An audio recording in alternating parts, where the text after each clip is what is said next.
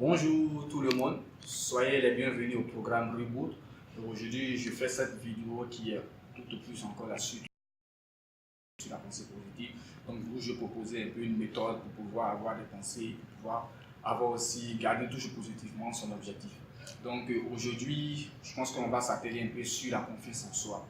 Donc, on définit d'abord qu'est-ce que la confiance en soi et ensuite le manque de confiance, qu'est-ce que ça crée en nous, ou bien quel est le type de confiance. Et ensuite, on va définir un peu la confiance en soi, dans son ensemble de façon générale, et puis les méthodes pour pouvoir avoir la confiance en soi. Donc, sans plus tarder, il faut d'ores et déjà retenir que la confiance en soi n'est rien d'autre que la prise de conscience des différentes valeurs qu'on a et des différentes capacités et des ressources dont on dispose en réalité.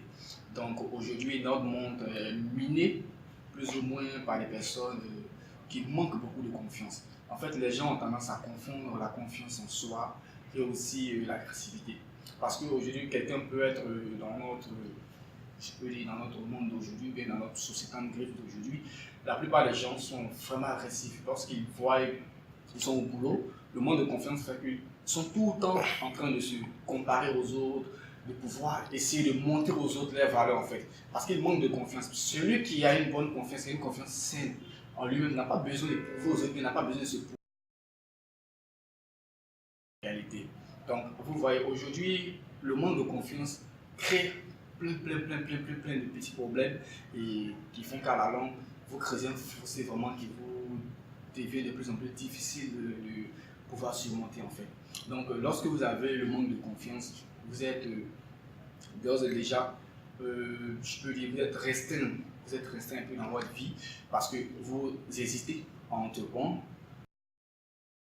à vous lancer, à avoir d'expérience. Parce qu'en réalité, vous avez peur de l'inconnu. Donc ça vous entraîne tout ça, la procrastination, pardon, comme je l'ai dit. Donc vous avez la peur de l'inconnu et vous avez toujours tendance à attendre d'abord, je peux dire, le regard des autres. Qu'est-ce que les autres vont penser de moi? Et si je me lance, la honte, la peur, tout ça. Donc au niveau de la confiance en soi, il existe deux types de confiance. On a la confiance en soi conditionnelle et la confiance en soi inconditionnelle.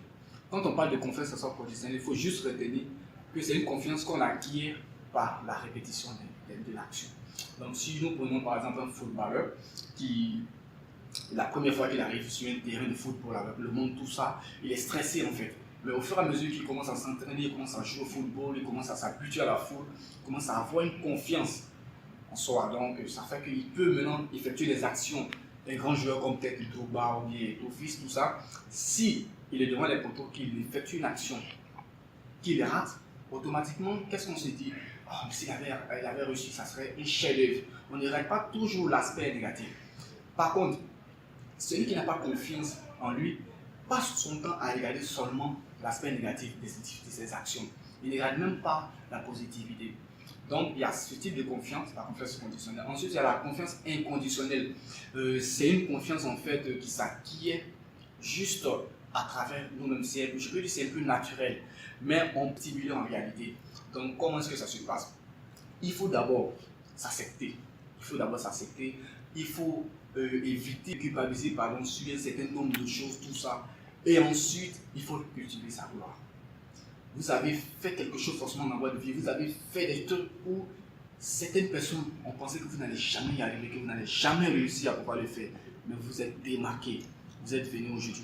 Vous avez réalisé des choses à quel point que vous-même vous étiez étonné de votre réaction. Donc, c'est juste pour vous dire que il faut à chaque fois revoir cet instant de gloire. Vous avez réussi pour la première fois une chose, vous avez fourni des efforts, personne ne s'attendait à votre réussite. Donc, vous devez cultiver cet instant. Si vous n'arrivez pas peut-être à découvrir ou bien à rechercher, ce n'est pas parce que vous devez avoir la nostalgie en vous. En fait, ce n'est pas la nostalgie de pouvoir chercher forcément ce qu'on a réalisé. Même si vous n'arrivez pas, vous avez au moins en vous ce qu'on appelle l'amour. Donc, si vous apprenez à aimer les personnes, vous apprenez à vous aimer, je pense que vous pouvez y arriver. Je ne suis pas rentré dans les détails, mais je pense que la prochaine vidéo, je vais plus détailler la confiance conditionnelle et la confiance inconditionnelle.